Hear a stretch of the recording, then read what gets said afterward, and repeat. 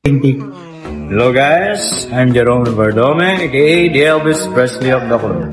And meron na naman tayo bagong merch for June 20, which is a new t-shirt kasama kong mga brothers ko, including my father. So guys, this costs only 400 pesos and pwede na kayong umorder or mag-pre-order now bago mag June 20 kasi limited time only lang po ito. After June 20 or the concert for that day, wala na po itong sa production. Hindi na to gagawin. So guys, paunahan na lang ha. Thank you so much. I hope you love the design, layout, and the design. And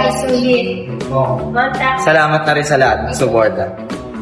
Pwede nyo i-chat po si Miss Cristina Ignacio and si Miss May Sulit Giocado para sa damit natin na ito. Thank you guys. See you June 20. Alright.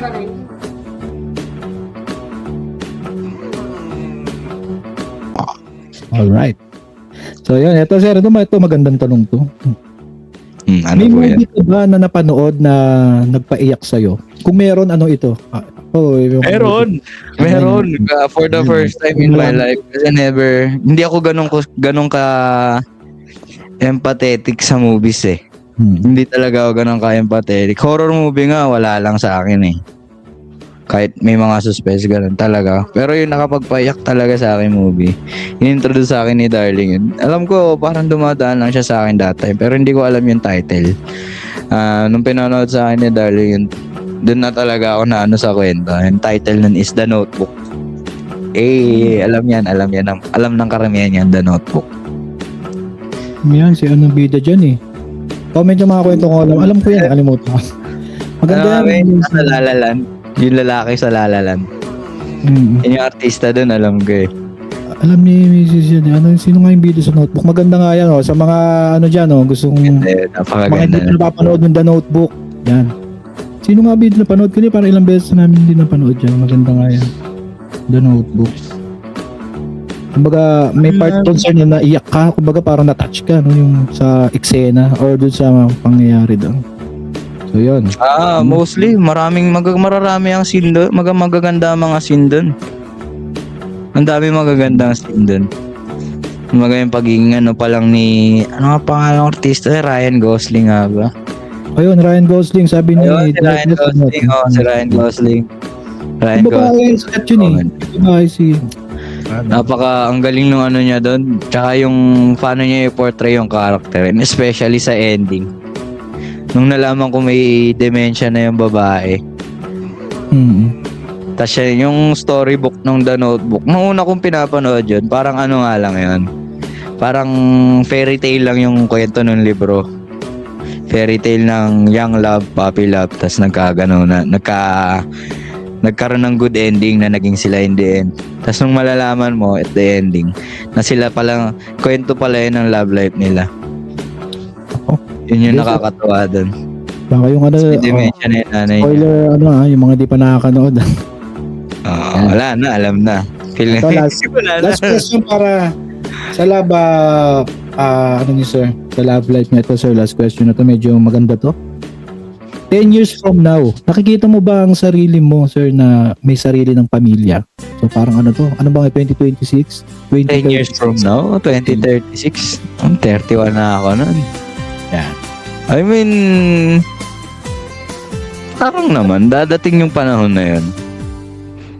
Darating naman yung panahon na yan na talagang magkakaroon ako ng sarili kong pamilya. Talagang magiging ako. Tapos makikita ko yung sarili ko, tatay na ako. Parang kailan lang laro lang ako ng laro. Diba? Hanggang ngayon nagbe-Beyblade pa rin. So yun nga. Meron nga akong dala Yun Ito sa hobby mo to yung mga toys na yan Kanya-kanya talaga Hobby ko talaga yan. Ginto kasi to nung time ko, hindi ko na naabutan to nung panahon ko eh. Masyado pa ako maliit nung nire-release yan, mga 5 years old. Panahon ko yan, sir eh. Panahon ko yan eh. Panahon nyo. Mga kuya ko. Actually, mga kuya ko nag-introduce po sa akin ito eh. Itong ganito klaseng toy. Si Papa naman sa Transformer. Saka yung anime niyan, may anime pa yun, di ba? Yung talaga nagbabangga. Yan, anime. Sa mga hindi nakakaalam ng Beyblade, ano rin yan, sobrang sikat niya nung 90s. Kasabayan Nice. yung mga ano yung mga palabas na Zoid, diba mga kasabayan yan. Basta marami Ghost Fighter, yun. Ghost Fighter. yeah. Sa mga kasabayan, yeah, Ghost Fighter. Ano pa yan, hindi pa masyadong cellphone, YouTube niyan eh. Ano pa, talagang mainstream, ano pa.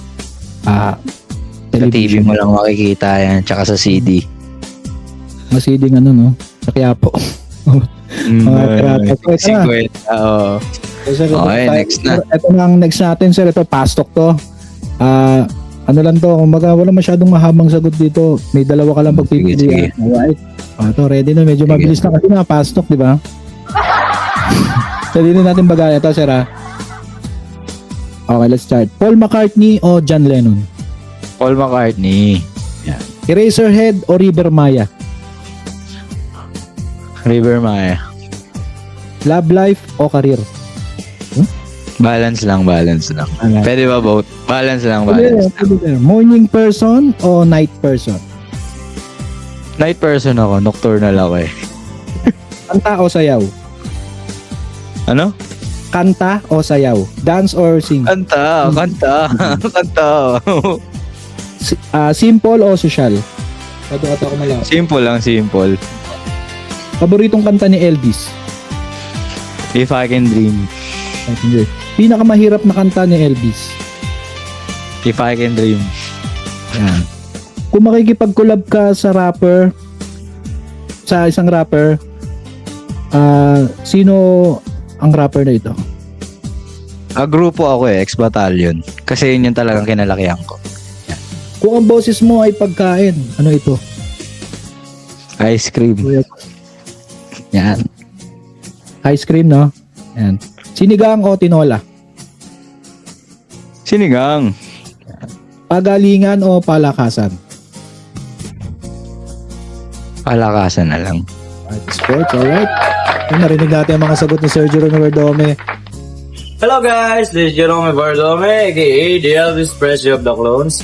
And sa araw ng June 20, 2026, ay gaganapin ang aking concert, a Father's Day special, a Father's Month actually. Special na title namin, King of the Day, Thanks Father's Day, alam mo naman. Ay gaganapin dito sa Paddy's Point at San Pedro, Laguna, which will start from 4 p.m. and will end around 7 p.m. Pero alam naman natin, di tatapos ng basta ganun-ganun. So guys, kita-kits tayo doon. Kasama natin ang ating Freddie Mercury clone, aka si Kuya Stephen JC. And last but not least, our special guest, none other than my dad, si Papa Jam, kung kilala nyo sa TikTok. So guys, kita-kits tayo doon, June 20, with my dad at Kuya Stephen JC. So, bilhin na kayong ticket, guys. Marami-rami pa, guys. So, kita-kits. Bye-bye! Kanta kwento, sabay-sabay tayong makinig, mga awit ang puso, tanghin ang kanilang